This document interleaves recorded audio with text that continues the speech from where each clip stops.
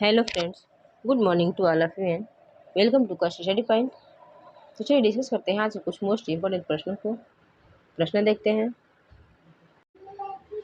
हाल ही में दास व्यापार और उसके उन्मूलन के स्मरण के लिए अंतर्राष्ट्रीय दिवस कब मनाया गया है? इसका राइट आंसर हो जाएगा 23 अगस्त। दास व्यापार और उसके उन्मूलन के स्मरण के लिए अंतर्राष्ट्रीय दिवस हर साल 23 अगस्त को मनाया जाता है। बता दें, यह दिन उन लाखों लोगों को याद करने के उद्देश्य से मनाया जाता है जो ट्रांस अटलांटिक दास व्यापार के शिकार थे।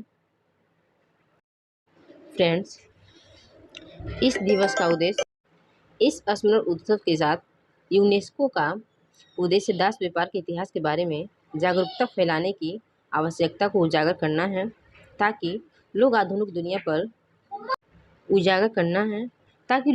दुनिया पर दासता के प्रभाव को स्वीकार कर सकें। यूनेस्को की स्थापना 16 नवंबर 1945 को हुआ था। यूनेस्को का हेडक्वार्टर पेरिस, फ्रांस में है। यूनेस्को के सदस्य देश 193 हैं। अगला प्रश्न देखते हैं। हाल ही में नारायण का 82 वर्ष की उम्र में निधन हो गया है।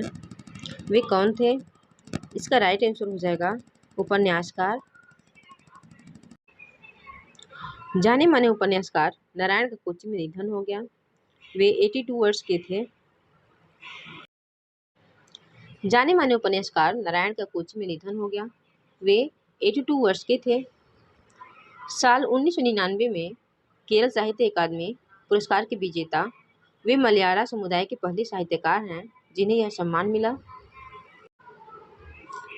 1998 में प्रकाशित नारायण के उपन्यास कथा कोचारेथी ने कई अन्य पुरस्कार जीते थे।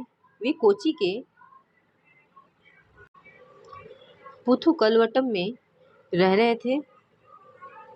मुख्यमंत्री ने अपने शोक संदेश में कहा कि नारायण की रचनाएं आदिवासियों के जीवन और संस्कृति पर प्रकाश डालती हैं। फ्रेंड्स,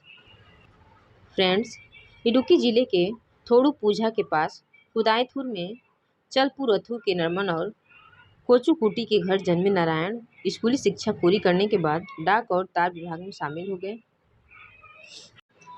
अगला प्रश्न देखते हैं। हाल ही में 17वां प्रवासी भारतीय दिवस 2023 में कहाँ आयोजित किया जाएगा? इसका राइट आंसर हो जाएगा इंदौर। विदेश मंत्रालय के प्रवक्ता अरिंदम बागची के मुताबिक 17वां प्रवासी भारतीय दिवस 2023 अगले साल जनवरी में इंदौर में होगा। प्रवासी भारतीय दिवस हर साल 9 जनवरी को मनाया जाता है। 9 जनवरी 1915 को दक्षिण अफ्रीका में महात्मा गांधी की भारत वापसी। फ्रेंड्स, देखते हैं प्रवासी भारतीय दिवस क्यों मनाते हैं।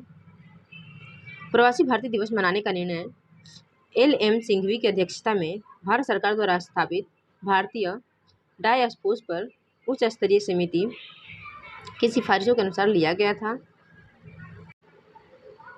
भारत के तत्कालीन प्रधानमंत्री श्री अटल बिहारी वाजपेयी ने 8 जनवरी 2002 को नई दिल्ली में विज्ञान भवन में एक सार्वजनिक समारोह में समिति की रिपोर्ट प्राप्त की और 9 जनवरी 2002 को भारतीय प्रवासी दिवस की घोषणा की।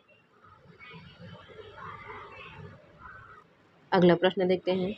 हाल ही में राष्ट्रीय संगोष्ठी आत्मनिरीक्षण सशस्त्र बल न्यायाधिकरण का उद्घाटन किसने किया है? इसका राइट आंसर हो जाएगा राजनाथ सिंह। राजनाथ सिंह 20 अगस्त 2022 को नई दिल्ली में सशस्त्र बल न्यायाधिकरण बार एसोसिएशन द्वारा आयोजित आत्मनिरीक्षण सशस्त्र बल न्यायाधिकरण पर राष्ट्रीय संगोष्ठी का उद्घाटन किया। संगोष्ठी का आयोजन सशस्त्र बलों के सेवारत कर्मियों के अलावा भूतपूर्व सैनिकों, उनके परिवारों और युद्ध विधवाओं को त्वरित और सस्ता न्याय सुनिश्चित करने के लिए स्थापित सशस्त्र बल न्यायाधिकरण के कामकाज की जांच हेतु किया जा रहा है। फ्रेंड्स, संगोष्ठी का उद्देश्य इसकी कार्यप्रणाली का विश्लेषण करना, किसी भी कमी के लिए उपाय सुझाना और त्वरित न्याय प्राप्त करने के दौरान वादियों की समस्याओं एवं कठिनाइयों का समाधान करना है।